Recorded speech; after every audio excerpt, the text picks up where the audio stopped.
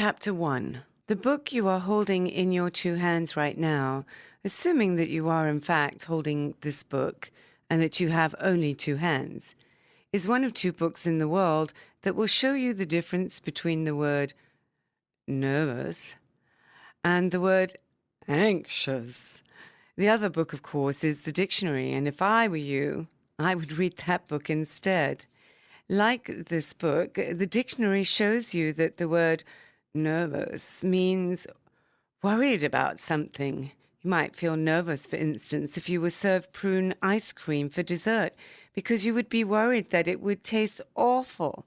Whereas the word anxious means troubled by disturbing suspense, which you might feel if you were served a live alligator for dessert, because you would be troubled by the disturbing suspense about whether you would eat your dessert or it would eat you.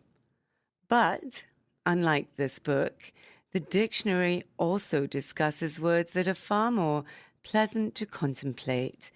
The word bubble is in the dictionary, for instance, as is the word peacock, the word vacation, and the words the, author's, execution, has been, cancelled, which make up a sentence that is always pleasant to hear. So, if you were to read the dictionary rather than the book, you could skip the parts about nervous and anxious and read about things that wouldn't keep you up all night long, weeping and tearing out your hair. But this book is not the dictionary. And if you were to skip the parts about nervous and anxious in this book, you would be skipping the most pleasant sections in the entire story. Nowhere in this book will you find the words bubble, peacock, vacation, or, unfortunately for me, anything about an execution being cancelled. Instead, I'm sorry to say, you will find the word grief and despair and woeful, as well as the phrases dark passageway, Count Olaf in disguise, and the Baudelaire orphans were trapped, plus an assortment of miserable words and phrases that I cannot bring myself to write down. In short, reading a dictionary might make you feel nervous because you would worry about finding it very boring.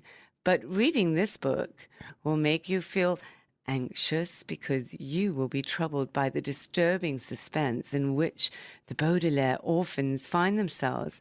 And if I were you, I would drop this book right out of your two or more hands and curl up with the dictionary instead, because all the miserable words I must use to describe these unfortunate events are about to reach your eyes. I imagine you must be nervous, Mr. Poe said.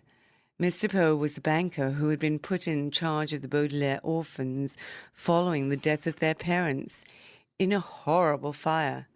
I am sorry to say that Mr. Poe had not done a very good job so far, and that the Baudelaires had learned that the only thing they could rely on with Mr. Poe was that he always had a cough. Sure enough, as soon as he'd finished his sentence, he took out his white handkerchief and coughed into it.